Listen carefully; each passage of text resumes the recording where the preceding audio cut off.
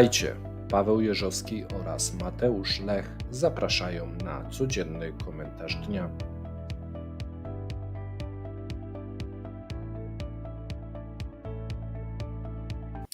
Witamy po raz drugi. Z tej strony Mateusz Lech oraz Paweł Jeżowski. Zapraszamy na komentarz dnia popołudniowy. Dziś zebraliśmy się tu, aby porozmawiać o rublu. Bardzo ładnie moje nazwisko wymieniłeś. Dziękuję, Mateuszu. No właśnie, wczoraj informacje, że rubel przekroczył euro przekroczyło 100 rubli. Tak. Czyli mamy, można powiedzieć, od jakiegoś czasu, ja sobie jeszcze spojrzę, tak.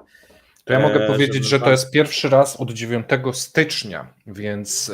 Tak, ale chcę jak gdyby popatrzeć na miesięczne wzrosty. No widzimy, że jeżeli chodzi o euro, no to mamy tak mniej więcej 3,5%, jeżeli chodzi o początek, o miesiąc, a jeżeli chodzi o dolara, tam jest gorsza sytuacja wbrew pozorom, bo tutaj te wzrosty są, słuchajcie, prawie 5%, tak? Czyli przez miesiąc ten rubel osłabił się o 5%. Tam był taki pomysł swego czasu, nie wiem czy pamiętasz, to nawet nie był dekret, tylko taka była wypowiedź Putina, która sugerowała optymalny ten kanał dla rubla, jeżeli chodzi o tego dolara. No i mówiono, że tutaj rząd będzie dążył do tego. 95 to było? Nie, 85 a 90, bo tak w którymś momencie sobie reżim wymyślił, że przed wyborami dobrze by było pokazać, że ten rubel się umacnia. Ale wcześniej, kwartał wcześniej mówili 90-95, a później tak, Putin... a potem to obniżyli. Tak, Putin jak gdyby zażądał, jak zwykle podbił stawkę i powiedział to 90-95, bo w takim kanale właśnie teraz się poruszamy, to jest za mało, ja chciałbym mieć 85-90.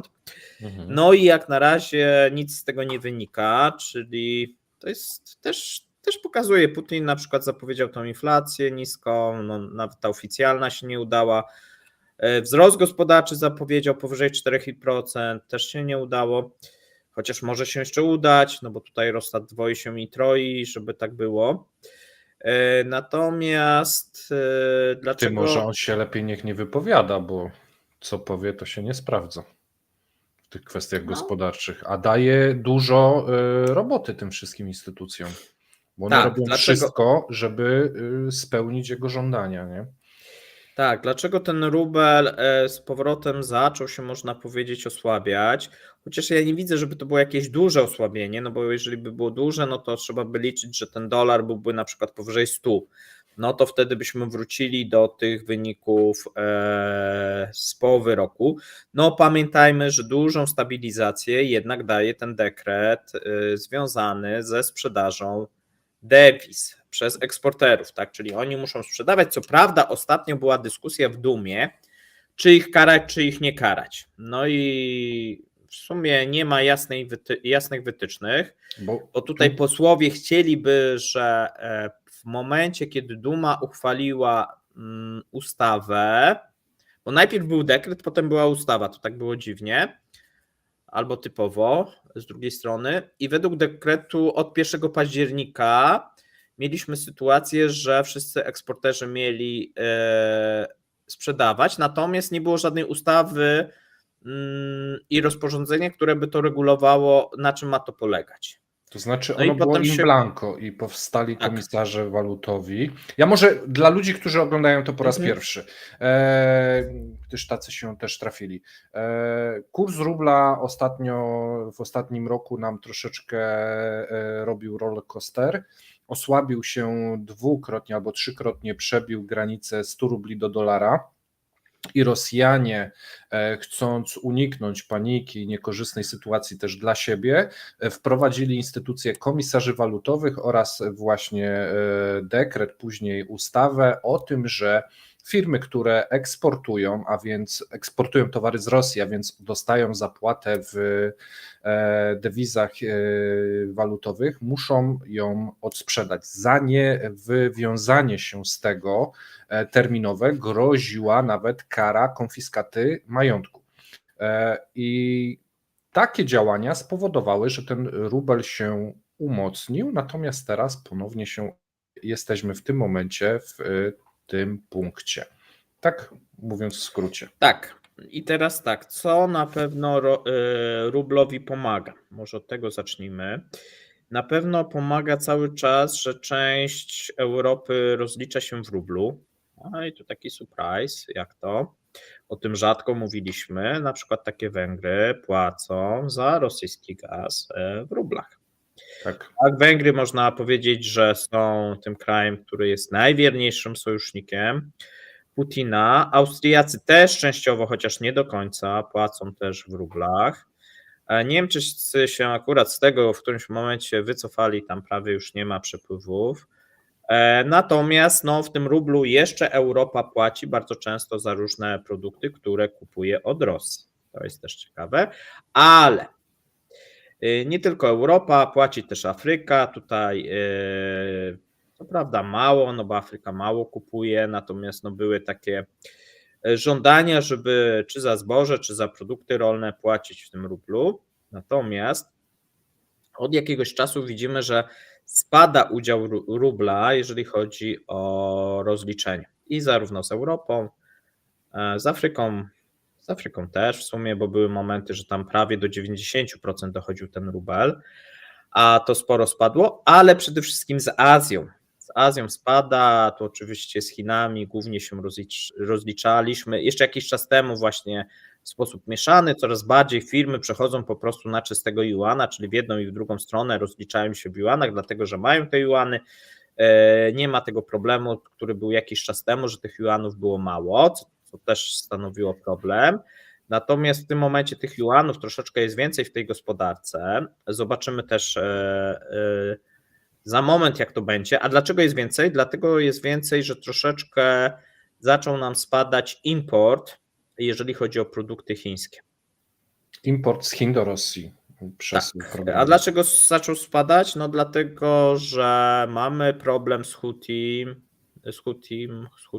Hutim na Morzu Czerwonym i ten problem dotyka również Rosjan, pomimo tego, że oni zapowiadali, że ich nie dotyka, to dotyka w sposób taki pośredni, czyli produkty chińskie, które często są transportowane drogą morską, docierają z dużym opóźnieniem, produkty też indyjskie docierają z dużym opóźnieniem drogą morską, tak naprawdę każde w tym momencie produkty. I ten problem już był w styczniu, natomiast w lutym się ten problem zwiększył. I w związku z tym mamy teraz taką sytuację, że tego juana te firmy mają w miarę pod dostatkiem, w miarę oczywiście, nie muszą tego juana spożywać tak na jakieś zakupy, bo tych po prostu zakupów jest ciutkę mniej, czyli tego juana w gospodarce więcej krąży. To, co też pozytywnie wpływa na rubla, to jest cena ropy naftowej, bo te ceny ropy naftowej, one nie są jakieś bardzo wysokie, ale są wyższe niż te, które mieliśmy na przykład w grudniu, tak? Czyli mamy sytuację, że ta ropa naftowa jest powyżej 80, jeżeli chodzi o Brenta, i odpowiednio Urals, co prawda jest tańszy, tutaj ten dyferencjał się w styczniu mocno zwiększył, w lutym się troszeczkę zmniejszył, natomiast on jest na pewno wyższy w tym momencie niż ten price cap.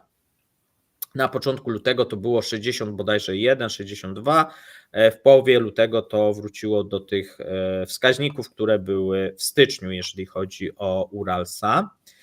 Natomiast, i to są pozytywy na razie mówimy. Co jeszcze mogłoby pozytywnie na tego dolara i na tego rubla działać? To na pewno stopy. Czyli stopy zostały utrzymane na tym poziomie 16%. Niezapowiadane są przez pierwszy kwartał obniżki. Nie są znaczy przez pierwsze półrocze nie są obniżki. Czy nawet półrocze, tak. Dalej pójdźmy.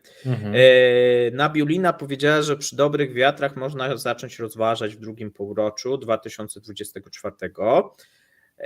Natomiast też pozytywnie działa na rubla deflacyjne otoczenie. To znaczy oczywiście Rosja jest izolowana, no ale jednak jeżeli chodzi o Europę, no mamy deflacyjne. Na ten moment, to się mówi, że lada moment się może zmienić przez właśnie Chiny i przez to zamieszanie na Morzu Czerwonym, ale na ten moment mamy deflacyjne.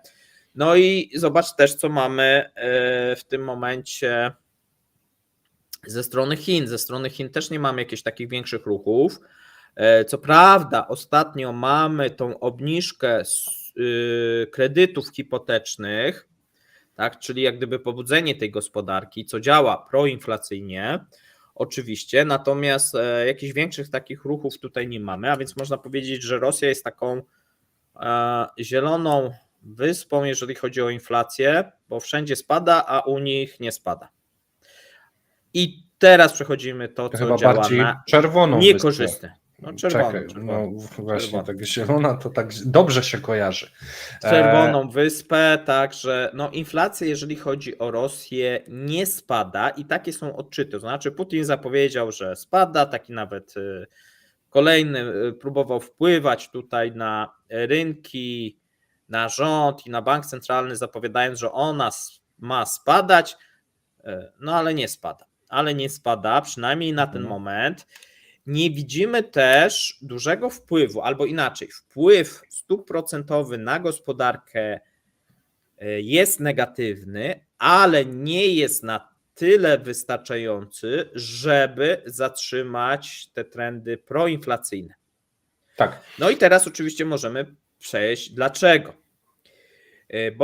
Ponieważ ta inflacja cały czas jest rozpędzona, no to będzie wpływało oczywiście na ten kurs. No bo z jednej strony oczywiście eksporterzy robią w tym momencie za bank centralny, czyli cały czas dają tą płynność w wymianie i korygują zbyt duże wzrosty i spekulacje, czyli działają antyspekulacyjnie, no bo jeżeli ktoś chciałby działać spekulacyjnie, no to musiałby posiadać bardzo duży kapitał, żeby tym rynkiem jak gdyby zachwiać, a z drugiej strony ma w tym momencie firmy eksportowe, które są zmuszone do sprzedaży i one automatycznie obniżają ten kurs walut, a więc tutaj nie jest proste życie dla spekulantów, szczególnie, że ten kapitał zachodni jest wyłączony, tak? Bo jakby był włączony, no to pewnie ta sytuacja była inna, natomiast jeżeli chodzi o kapitał zagraniczny, no to nie ma za bardzo możliwości, żeby on ingerował.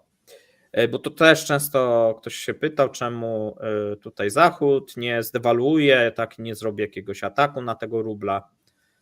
W tym momencie pamiętajcie, że rynek rosyjski jest rynkiem zamkniętym, nie jest otwartym, jeżeli chodzi o instytucje finansowe, tak samo giełdy, tak. Nie ma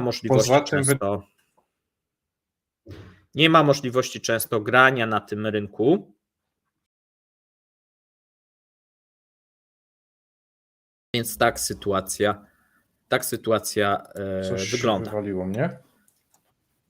Tak, wywaliło ciebie na moment, ale możemy kontynuować. I chciałeś coś powiedzieć? Tak, chciałem powiedzieć, że nie wiem, czy w ogóle miałoby sens interweniowanie na rynku rosyjskim, gdyż przez przypadek można im pomóc, a oni sami sobie bardzo dobrze to wszystko psują, więc... To prawda.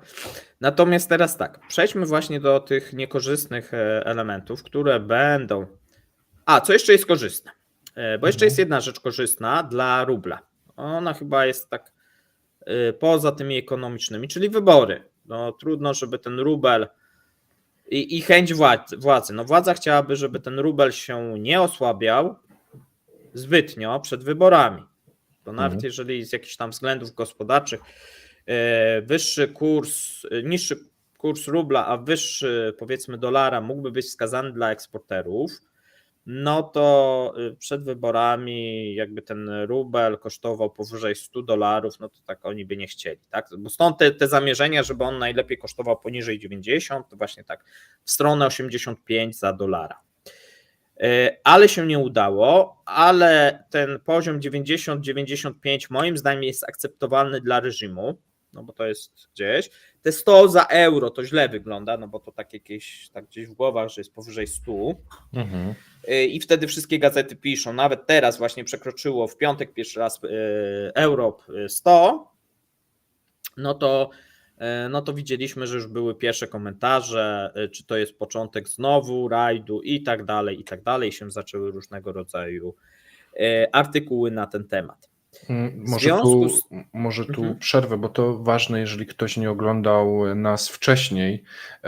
Poprzednim razem, tu akurat bardziej chodziło o dolara, po przekroczeniu 100 rubli do dolara, raz, że w Europie, na świecie ogólnie wybuchła euforia, że ten rubel się osłabia, a w Rosji no, było widać oznaki paniki.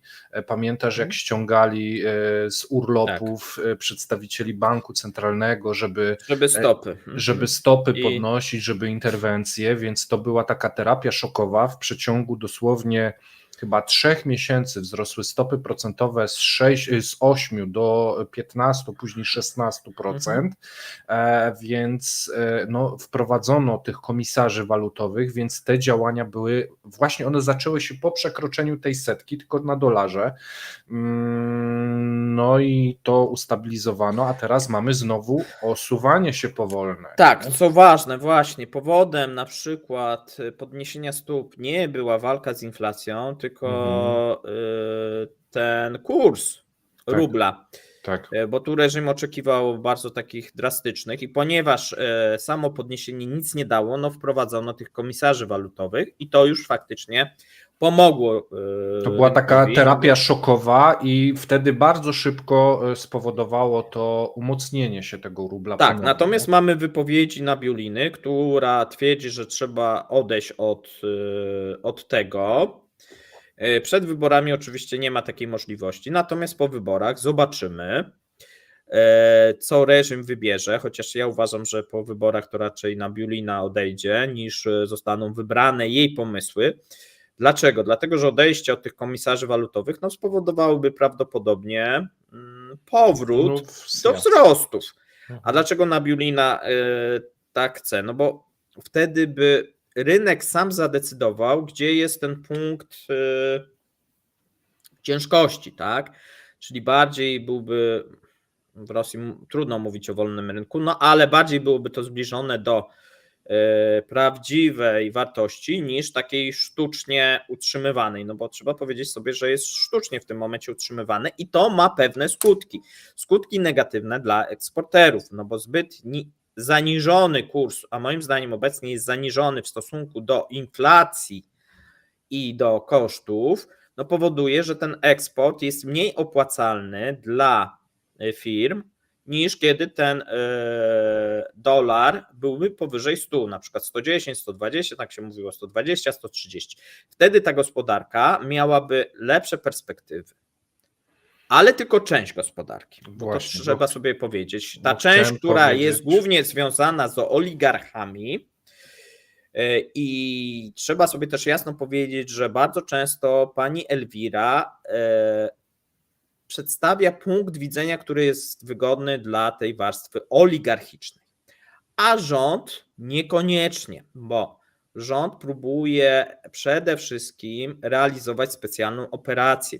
A dla specjalnej operacji zbyt wysoki rubel, to są koszty, zbyt niski rubel, zbyt wysoki dolar. To są koszty importu w górę. Tak, bo koszty importu, szczególnie tych komponentów podwójnego zastosowania będą rosły, no ale nawet takiej zakup amunicji, tak, z Korei, no przecież będą, ale też jest też drugi temat. Tym benchmarkiem będzie dolar wtedy, nie? Jak chcesz sobie kupić. Drugi temat, osłabienie rubla w kraju, który jest tak uzależniony od importu, spowoduje też wystrzelenie inflacji.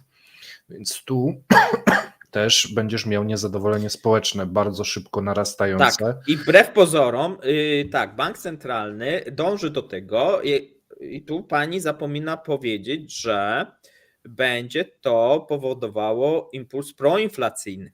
ale ona twierdziła, że jak gdyby te stopy zatrzymają, nie? Tylko że stopy nie trzymają i widać, Stopy że... nie trzymają niczego w tym momencie, to znaczy spowolniły, no ale znowu No się wiesz, osłabiają. to nie jest tak, że niczego, bo pewne negatywny wpływ na gospodarkę mają. No Więc tak. bardziej widzimy negatywny wpływ, a nie widzimy pozytywnego. To znaczy nie widzimy, żeby jakoś te pieniądze z rynku były ściągane, no bo trudno, żeby były ściągane, jeżeli się prowadzi Jak są operację dodrukowywane i wojskową. wpompowywane w system poprzez No bo socjal i kontrakty tak, zbrojeniowe. no Putin zapowiada wzrost na przykład dochodów realnych. No jak to można osiągnąć? No tylko I likwidację dodrukując biedy. pieniądze, tak, Dekretem. dekretem, no ale wiesz, ale jak? No dodrukujemy, damy ludziom, damy, wiesz, tam nauczycielom, bo są tam przecież te pomysły, damy jakąś kolejne zwiększenie emerytur, indeksowanie i tak dalej, no ale na czym to będzie polegało? No na tym, że więcej tego rubla, czyli zluzujemy tą gospodarkę, no a przecież nie po to się podnosiło stopy, żeby luzować, tylko trzeba, czyli widzimy cały czas takie przeciwstawne działania rządu w stosunku do banku centralnego, to trwa już myślę, że tak od roku. Te instytucje zupełnie nie współgrają ze sobą, wręcz często się zwalczają, co źle wpływa na gospodarkę, no bo jeżeli bank centralny prowadzi inną politykę niż rząd, lepiej nawet, jeżeli ta polityka do końca może nie jest przemyślana albo błędna, ale jest jak gdyby wspólna, to znaczy rząd gra na przykład na wzrost gospodarczy, bank centralny gra na wzrost gospodarczy, niż bank centralny gra na spowolnienie gospodarcze, bo teraz gra wysokimi stopami i zatrzymanie przemysłu i gospodarki, a rząd robi coś przeciwnego, bo nie może sobie pozwolić ze względu na operację wojskową, tak? No bo to by wiązało się z tym, że mniej amunicji, mniej tego wszystkiego by było wysyłane na front, a nie o to chodzi przecież. I teraz wrzućmy w tą układankę nowe pomysły sankcyjne, wrzućmy w tą układankę banki zagraniczne, które odmawiają transakcji Rosjanom. Teraz pojawiają się negatywne elementy, które wpływają na gospodarkę i działają proinflacyjnie i autarktycznie, zwiększają autarkię, czyli z jednej strony to, co Rosja sama się próbuje wpędzić, a z drugiej strony coś, co wychodzi. Świat mówi, no dobra, no to macie, to okej. No bo skoro nie chcecie importu równoległego, bo on jest zły, skoro nie chcecie kupować towarów z Europy, no to nie kupujcie. To róbcie sobie sami. No i mamy teraz tak, najpierw się zaczęło od banków, w sumie trudno stwierdzić od których banków, no ale Azja Centralna chyba pierwsza zaczęła, tak mi się wydaje. Myślę, później... że ZEA wbrew pozorom, no ale dobra. Okay. Emiraty Podobny Arabskie czas, tak. Zaczęły w zeszłym roku. Potem mieliśmy już te przebłyski z Azji Centralnej, że banki zaczęły ograniczać, zaczęły utrudniać, zaczęto pytać Rosjan, a macie pozwolenie na pracę, a macie jakiś paszport, a macie to, a macie tamto, bo wcześniej każdy mógł sobie otworzyć konto, można było sobie przesyłać tam dolary, ruble, wszystko pomiędzy Rosją a poszczególnymi krajami, firmami, bankami, no ale się sytuacja zmieniła drastycznie, szczególnie jeżeli chodzi o to, co mamy w 2024, czyli pojawiły się sankcje amerykańskie, niedoceniane przez wielu ekspertów, u nas o nich na przykład nie usłyszycie, natomiast 22 grudnia pojawiła się lista firm, z którymi nie wolno współpracować instytucjom finansowym. No i nagle się okazało, że nie tylko zaczęto to przestrzegać w Europie, w Stanach Zjednoczonych, co jest naturalne, dobrze, w Azji, w Japonii, tak, w Korei Południowej, ale zaczęły się do tego stosować kraje takie jak Emiraty Arabskie, Turcja i co ciekawe, Chiny od jakiegoś czasu, tak? I od początku roku można element powiedzieć, tej układanki, który jest bardzo znaczący, bo jednak Chiny dla Rosji są best my friend, wiesz, jeżeli chodzi w tych relacjach takich biznesowych.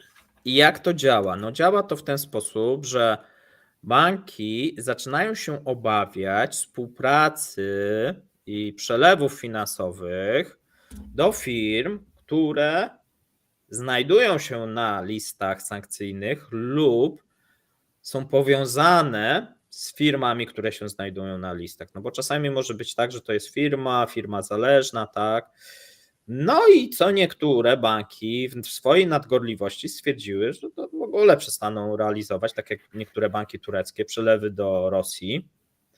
Tak. No bo tak będzie bezpieczniej. Tak, wspominaliśmy o tym rano, że jeżeli ktoś ma obsłużyć taki przelew, do końca nie jest pewien, czy ta firma współpracuje, czy ktoś z członków zarządu jest na liście sankcyjnej. No bo to jest skomplikowane, żeby sprawdzić. Nie? Ktoś musi za to odpowiedzieć. Później kasjer czy dyrektor banku się pomyli, a będzie, wiecie, dotknie to cały bank, całą instytucję finansową. To są bardzo duże problemy i nawet jeżeli lista nie jest kompletna i nie jest szczegółowa, to tworzy bardzo duży problem w takiej codziennej obsłudze. Więc tak, bo tu jest jedna lista amerykańska, druga europejska. Za moment teraz jeszcze większe zamieszanie się zrobi, bo będą kolejne firmy i jeszcze nie tylko będą firmy rosyjskie, ale na tej liście będą też firmy trzecie z innych krajów, czyli na przykład firmy chińskie. Czyli jak na przykład ja przeleję do tej firmy chińskiej, to też grożą mi sankcje wtórne, bo ona jest na tej liście, nie? Więc to już zaczyna się bardzo mocno komplikować. W związku z tym wiele firm wychodzi z takiego założenia, to co do Rosji to nie wysyłamy, plus te firmy z naszego kraju i tam ich jest najczęściej kilka, tak, powiązane. Tak, i weryfikujemy, tak, ale to jedynie na przykład z naszego tam, otoczenia.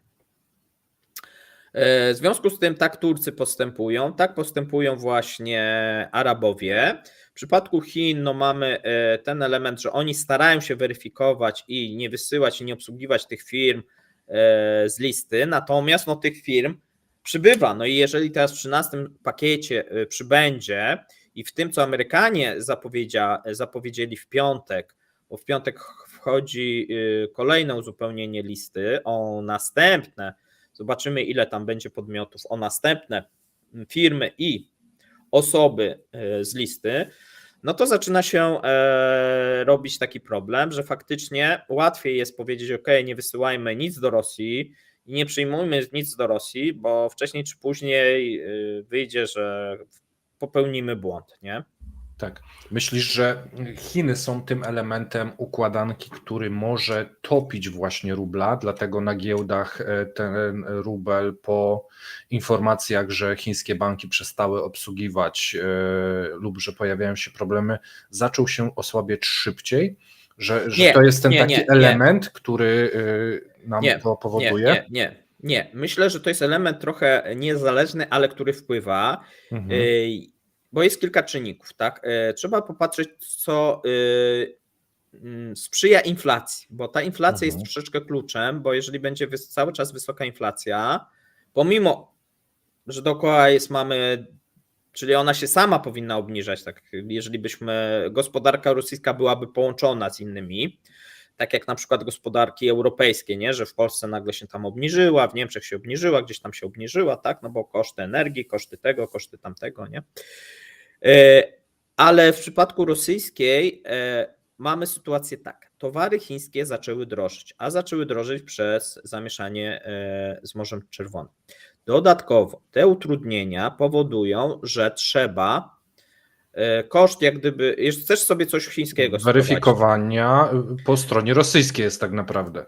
Tak, no i teraz albo jakieś tam bitcoiny, albo jakieś złoto, albo jeszcze a jesteś na przykład na tej liście sankcyjnej, nie? Czyli wiesz, to zwiększa twoje koszty obsługi, a skoro zwiększa koszty obsługi, no to ty za ten produkt, który sprowadzisz do Rosji, no przecież musisz sobie to doliczyć, no przecież nie, a jeżeli sprzedajesz nie to jesteś dalej, charytatywnie, nie? Tak, no to podwyższasz czy dla wojska, czy nie dla wojska, czy na rynek cywilny, no bo to nie jest tak, że tylko dla wojska są rzeczy, tak, tylko są podwójnego zastosowania, czy jeszcze inne i również uderza w rynek cywilny. A więc masz sytuację, że te towary chińskie zaczęły po prostu drożeć. Pomimo teraz tego luzowania ale jest jeszcze jeden element, o którym nie wspomnieliśmy. Chińczycy też widzą, że są głównym dostawcą, często jedynym. Więc też sobie mogą marżę... Monopolistą. Tak, No, więc widzimy to pojawia na się przykład kilka ścieżek, nie? Tak, mówiliśmy wczoraj, widzimy to na rynku motoryzacyjnym, tak, że wiesz, Mhm. że te samochody chińskie na rynku rosyjskim są najdroższe na świecie, tak? Nie ma takiego kraju, gdzie byłyby droższe, wykorzystują swoją pozycję monopolisty. Dokładnie. Ale mamy też inne elementy, tak, związane, no bo jeżeli zaczynasz już takie, wiesz, bardziej długoterminowe, czyli ta autarkia, ona też działa proinflacyjnie. No bo jeżeli nie możesz sobie ściągnąć z zagranicy, tylko musisz wyprodukować w kraju, to oczywiście możesz gorszej jakości ten produkt wyprodukować, bo i tak kupią, ale B, możesz wyższą marżę narzucić, bo i tak nie ma konkurencji, nie ma produktów, wiesz, z innych krajów, z Europy, z Azji i tak dalej. Jest jeszcze autarkia z wspomaganiem list oligarchów. W sensie, jeżeli jesteś na liście i produkujesz, to masz tańsze kredyty. Tak. Jeżeli chciałbyś produkować to samo, ale nie jesteś na liście, to masz droższe kredyty, więc zostaniesz bardzo szybko wykoszony. Więc tu jest autarkia jeszcze na wspomaganiu jakimś takim. No tak, ale to wiesz. Tak, bo to zależy na jaki sektor i co produkujesz, no ale z grubsza, no towary, no jeżeli konkurencja światowa, no zmniejszasz, na tych samochodach to właśnie to widać, nie? Że te chińskie są samochody droższe, natomiast no takich rynków i segmentów mamy coraz więcej, że nie mamy tutaj dopływu komponentów, elementów z zachodu, to wszystko, wytworzenie tych towarów jest droższe. No bo te przepływy, no i jeszcze ważny element. Wbrew pozorom negatywnie na ciebie działa, i to jest największy paradoks, którego nie rozumie bank centralny. Negatywnie na ciebie działa stopa procentowa. Bo stopa procentowa, która w normalnej sytuacji powinna doprowadzić, szczególnie jak jest gospodarka otwarta na świat, do tego, że twoje produkty mają mniejsze zbycie, to w przypadku Rosji to wygląda tak. Leasing droższy, no bo stopa droższa, koszty kredytu droższe, no to ja sobie doliczam do koszty produktu i koniec. Ale tu chyba bardziej chodziło o to, żeby po prostu zmrozić kredyty. Żeby zatrzymać. Tak, ale wiesz, ale tych rozumiesz, kredytów. nie? Tak. Ale Natomiast tu jest taki paradoks, że właśnie ty podniosłeś te stopy procentowe, żeby zmrozić, natomiast w gospodarce czegoś nie ma, więc i tak ci się opłaca droższy leasing wziąć, żeby wyprodukować nawet drożej, bo i tak ludzie tak, bo kupią, i tak bo masz potrzebują. zbycie, bo oni mają wyboru, albo wojsko ci weźmie, bo ono i tak weźmie. Tak. Nie? Ty tam dorzucisz 30%, powiedz teraz jest 30% droższe, bo ja musiałem tam aha, no dobrze, no to bierzemy. Nie ma tego naturalnego, że my idziemy gdzie indziej, nie ma tego, nie? Gospodarka nie jest wolnorynkowa, tak, że wiesz, że tutaj wygra tańszy produkt, zdejmiesz sobie wtedy z marży, no bo musisz przetrwać na rynku i tak dalej, nie? Tutaj bardzo często nie wszędzie, bo są takie właśnie obszary, gdzie te stopy w ten sposób zadziałają, tak jak bank centralny by się tego spodziewał, ale są niestety, przez to, że właśnie jest ta specoperacja, przez to, że gospodarka jest zamknięta, to zadziała inaczej niż to bank centralny przewidywał i dlatego widzimy takie opóźnienie i brak reakcji rynku, bo bank centralny jest zaskoczony, czemu ten rynek tak bardzo opornie reaguje na te stopy, nie? Ale to czekaj, to wrzućmy tutaj jeszcze jeden kamyczek, no bo ty mówisz, narzucę sobie marżę 30% i tak mi wezmą, ale zaraz. Jest ta służba antymonopolowa, która jeździ i mówi, nie, panie, 30%, to nie, pan podniesie 5%, ale mnie wzrosły koszty 25%, pan podniesie 5%, albo pójdzie pan siedzieć. Ale wiesz, ta służba antymonopolowa działa tak, że jednych sprawdza, innych nie sprawdza, inni mogą, jedni nie mogą, nie? To prawda, tak. A więc to jeszcze jest takie tak, że ty sobie tak nie możesz zadziałać, że sobie możesz tak jak z tymi jajami podnieść, bo koszty, bo to, bo tamto. Ale to też widzisz, to jest na wybrane, nie? No bo dopóki się afera nie zrobi, bo zobacz jak to działa. Służba działa nie proaktywnie, tylko reaktywnie. Jednak faz.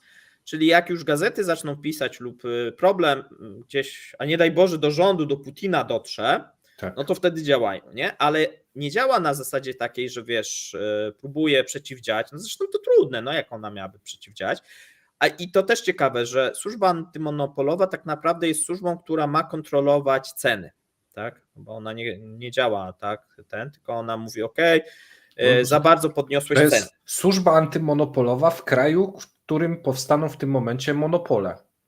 Bo nie będzie, bo rynek będzie zamknięty, będzie autarkia, więc tak, będzie i zmowy będą, oczywiście, tak, no bo to jak tak. gdyby, skoro nie ma zachodnich tych koncernów i nie ma też azjatyckich, albo jest mało, tak, albo to jest kontrolowane, no to oczywiście, że będą zmowy, no bo to jak gdyby samo się prosi. To słowo anty może nie pasuje do tej służby, bo ona i tak będzie kontrolować monopol. Znaczy wiesz, ona powinna się nazywać służba kontroli cen, tak, czy jakoś tak. Nie? Służba kontroli monopoli.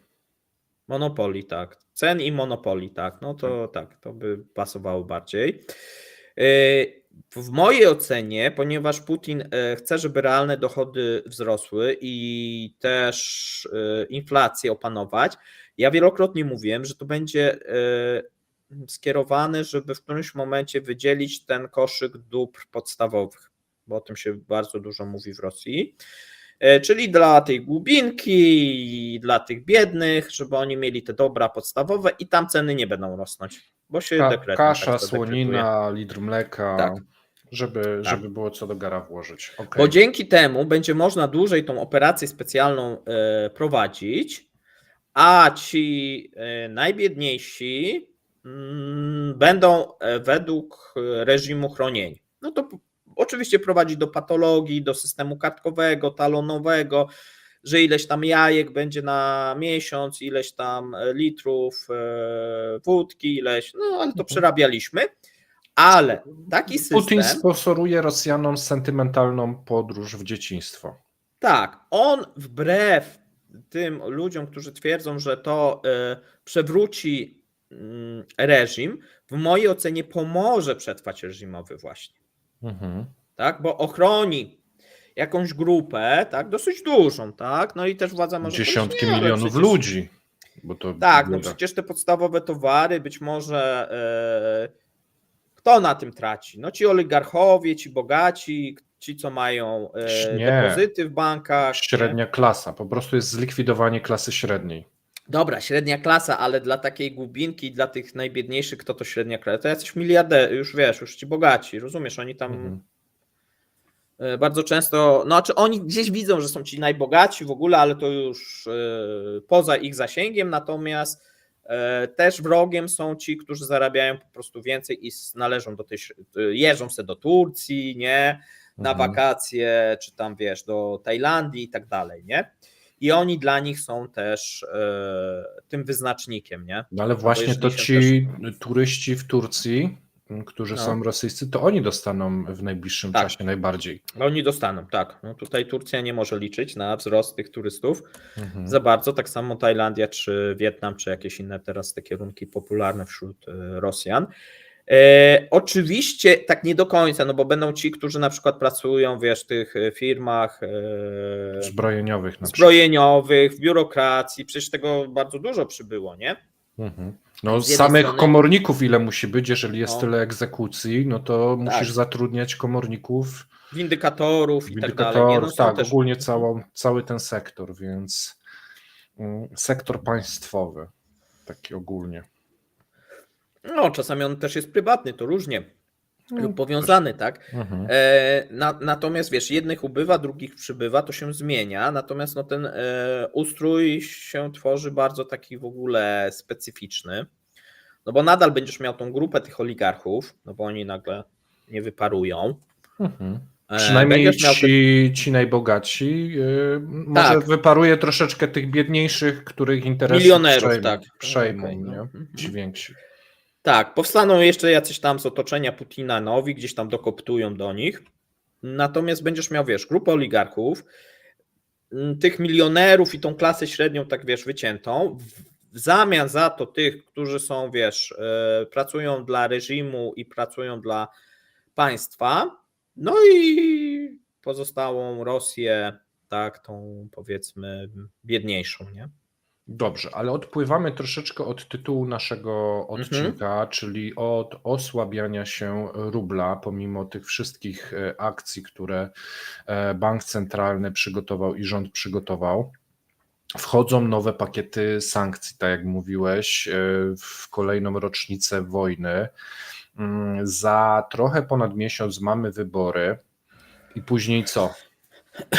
Sprawdzamy, gdzie jest dno rubla, czy będzie to trzymanie? Jak twoim zdaniem? Nie, myślę, że będzie trzymanie, władza będzie myślę, że tak, bo może tak się nie zdarzyć, ale że tak, szefowa zostanie zmieniona na bardziej taką reżimową osobę. Ale zakrzep, okno czy zwolnienie? Chyba zwolnienie. Ten zakrzep jakoś mi tu nie pasuje. Okej. Ale wiesz, ja tego nie wiem. Jakby był zakrzep, to by było grubo. Szczerze powiedziawszy, bo w sumie była lojalna. No w sumie wiesz, to tak nie ma za co. Wykonywała polecenia cały Wykonywała czas. wszystkie polecenia, że ona chciała dobrze. To nie jest tak, że wiesz, ona chciała źle. Tak, no nie jest tak, że wiesz. A więc raczej takich ludzi się nie każe, którzy chcą dobrze, tylko mają inne spojrzenie, że tak powiem. No bo ona chciała dobrze, wierząc, że to będzie lepsze dla reżimu, tak? Bo to jest osoba, która się przysłużyła reżimowi, tak trzeba powiedzieć, nie? To nie jest osoba, która walczyła z reżimem, tak jak. No bo zobacz, ci co zakrzep czy coś, no to coś jednak przeskrobali, a to jest osoba, która się zasłużyła. A że nie jest to po linii w tym momencie reżimu, no to jest trochę inna historia, nie? Okay. No i tak, i zmiana, i myślę, że być może dojdziemy do podwójnego kursu, tak? Czyli będzie jakiś oficjalny kurs i będzie pewnie nieoficjalny, bo to w tym kierunku moim zdaniem zmierza. Raczej wątpię, żeby władza chciała pójść właśnie w tą stronę, co Nabiulina, czyli znosimy, bo ona chce znieść wszystkie te obostrzenia,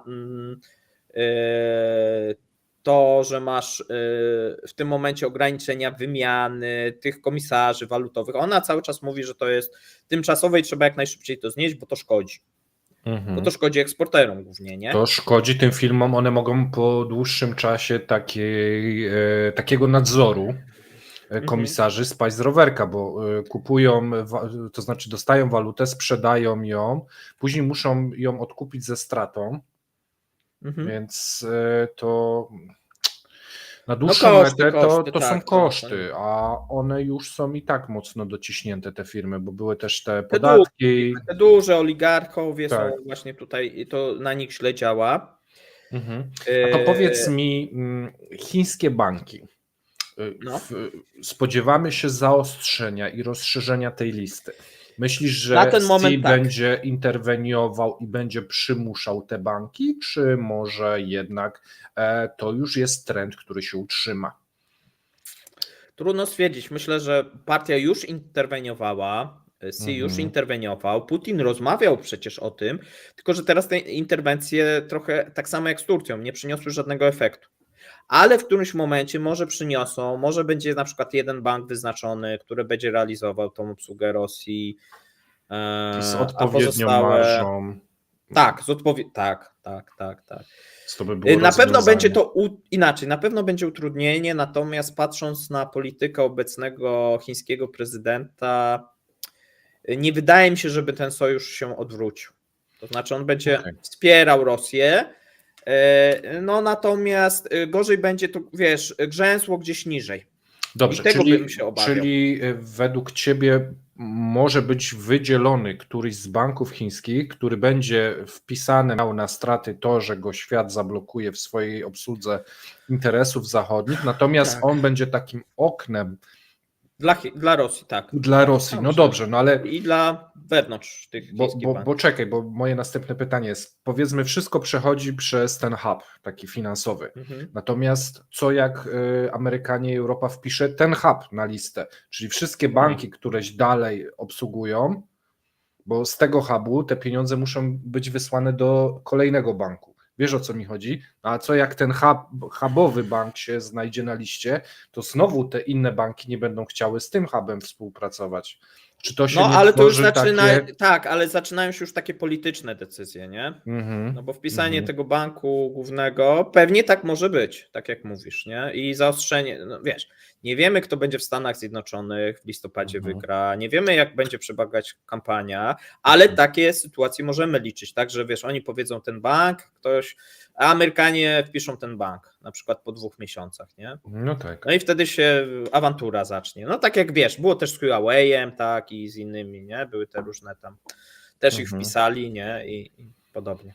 Więc ja bym nie wykluczył tego. Natomiast... Raczej tutaj pomiędzy będzie z jednej strony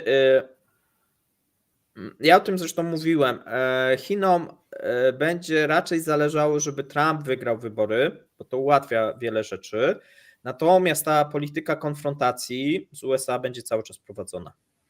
Dobrze, to teraz porównajmy sobie gospodarkę rosyjską do ludzkiego organizmu. Żeby jakoś funkcjonować, musisz dostarczać temu organizmowi w miarę regularnie tych posiłków, wiesz, dostarczać kalorii. Tu możemy to sobie przedstawić jako ten przepływ pieniężny między krajami. W tym momencie mamy blokowane, później zostanie odblokowane na chwilę, później znowu zablokowane. To troszeczkę tak wygląda, jakbyś był nieregularnie karmiony i te posiłki są szczuplejsze. Czy to tak można obrać tą analogię, że ten organizm wtedy się osłabia? To jest wszystko, wiesz, w chaosie. Organizm się wtedy przyzwyczaja. Okej. I tak bym traktował, wiesz, gospodarka rosyjska już wielokrotnie miała różnego rodzaju zaburzenia, ma dosyć dużą możliwość przystosowania się, tak? I myślę, że ona się zacznie dostosowywać do tej nowej sytuacji. Idąc dalej w tą analogię organizm ma jakieś możliwości do przystosowywania się. Jest punkt krytyczny. Później za przeproszeniem ten organizm zacznie produkować nieprzyjemności. I się zastanawiam właśnie w tym momencie, gdzie jesteśmy na tej linii. No bo wiesz, w sytuacji jeszcze gdyby nie było wojny, to jesteś w stanie się, to można powiedzieć praca biurowa, nie ale tu na parze. Tak, to byłbyś tak jak wiesz, godzin, Iran, tak, Iran, Kuba, czy tam Korea Północna, powiedziesz coraz izolowany, ale tam znajdujesz obejścia, rozwijasz, nawet masz wzrosty jakieś, tak, może niektóre rzeczy robisz w sposób zacofany, ale robisz, no ale tu jeszcze prowadzisz wojnę, no i to jest chyba główny problem.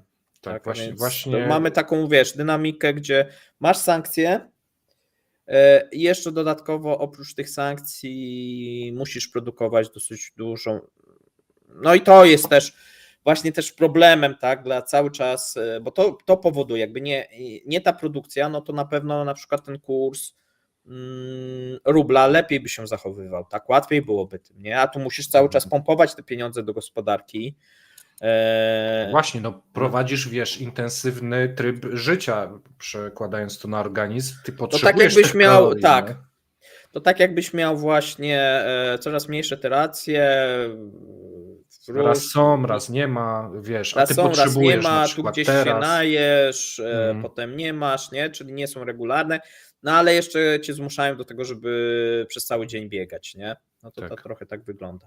Tak, no właśnie. Czyli masz dodatkowy, wiesz, wysiłek, tak, bo co innego jakbyś sobie tam spacerował, tak właśnie jak ta Korea, Iran, tak, i sobie tam spacerki robił, a tu intensywny bieg ci się, wiesz, jeszcze zapodaje, nie? Tak. No i podkręca się, bo to w sumie jeszcze mówi, bo zobacz, co się teraz dzieje, to w sumie jeszcze podkręcasz, bo jakieś wyniki, tu zdobyliśmy Awdijiwkę, odbijmy Krematorsk, Słowiańsk, Chersoń, tak. Jeszcze wcześniej miałem trochę batoników energetycznych w plecaku w postaci rezerw. Wiesz, bo to też jeszcze, nie mam posiłku, ale mam tego batonika, to teraz batonik. No dlatego wiesz, godzinę, nie? sporo by dało tej gospodarce i na pewno pomogło, kiedy byłby rozejm, tak? To wtedy można powiedzieć, zatrzymam się. Odpocznę sobie przynajmniej na moment, nie? Tak. Może te posiłki nie są regularne, ale nie mam wysiłku. Chociaż wiesz, długotrwały rozejm, no to jest ryzyko kolapsu. To już wielokrotnie też mówiliśmy, a więc to raczej taki, wiesz, Bo to wtedy przerwa i zejdzie z potem wracamy do organizmu tych, adrenalina. To tak, też wracamy można do by tych było... działań. Nie? Mhm. Dobra, myślę, że mniej więcej przeskoczyliśmy po temacie. Jestem bardzo zainteresowany Głodny. tym. O tak, zgłodniałem też tymi dziwnymi przenośniami. Mam nadzieję, że Wam się podobały. Dajcie znać w komentarzach. Jestem bardzo zainteresowany tym, jakie te pakiety na tą rocznicę wybuchu wojny, tej właściwie wybuchu tak jakby mocniejszej od strony konfliktu, bo konflikt był Wiesz co, ja bym się wcześniej. nie spodziewał jakichś nowych takich segmentowych, tylko może być dosyć duża liczba osób wpisanych, tak? I firm. I to może być Bo to jest dosyć problematyczne. skuteczne, bo im dłuższe te listy, tym właśnie one powodują, o czym powiedzieliśmy dzisiaj, te problemy z tymi bankami, z tą obsługą finansową tych firm. No, nikt nie chce sobie strzelić przez przypadek w kolano i stracić bardziej dochodowych rynków w tym momencie. Nie? Bo Rosja... No, a banki, wiesz, należą zawsze do takich instytucji ostrożnych, tak? A więc to też jest, wiesz. No, tu czy zawsze, to ja bym akurat wspomniał 2008 rok, czy to tak było ostrożnie, No, ale powiedzmy bardziej niż inne bardziej segmenty. bym powiedział, że należą do tych instytucji chciwych i tu to jest niebezpieczeństwo, no ale... Dobrze, niech tak też będzie. Dziękujemy serdecznie. Dziękujemy.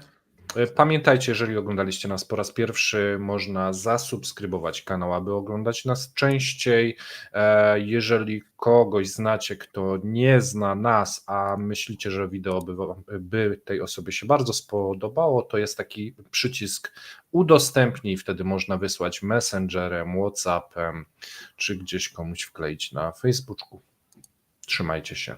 Trzymajcie się, cześć.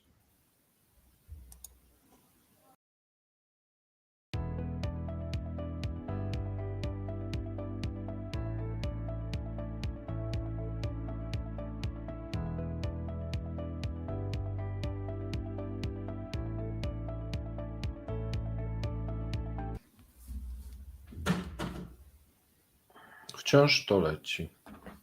Cześć.